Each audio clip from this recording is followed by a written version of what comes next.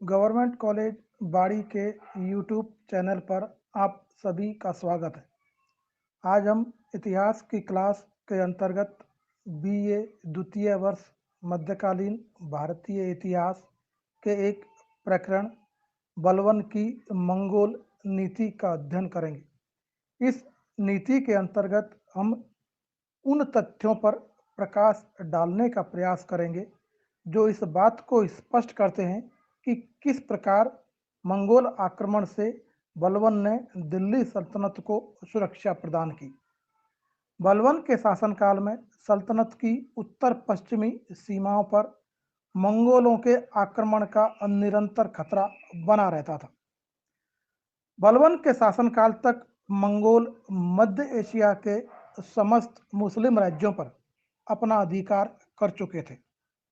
केवल दिल्ली सल्तनत ही एकमात्र ऐसा मुस्लिम राज्य बचा था जो मंगोलों के निरंतर आक्रमणों के बावजूद अपने स्वतंत्र अस्तित्व को बनाए रखे हुए था और मंगोल दिल्ली सल्तनत का अस्तित्व भी नष्ट कर उस पर अपना अधिकार कर लेना चाहते थे।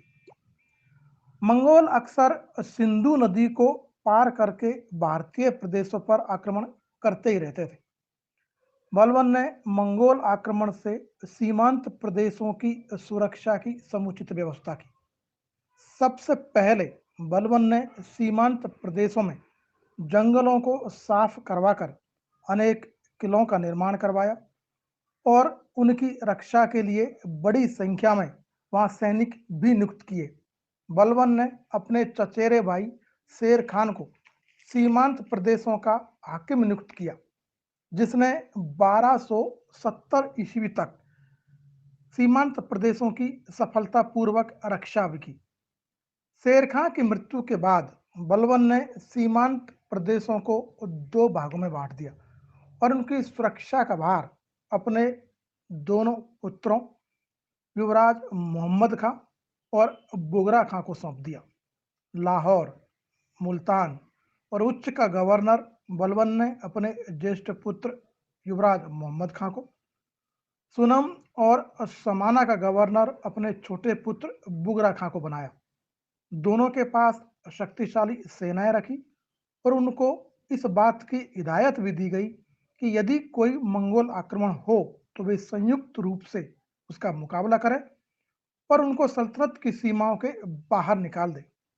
यही नहीं, राजधानी में बलवन स्वयं और मलिक बेकतर्स 30,000 सुसज्जित सेना के साथ सदैव तैयार रहते ताकि आवश्यकता पड़ने पर वे तुरंत राजकुमारों की सहायता के लिए पहुंच जाए।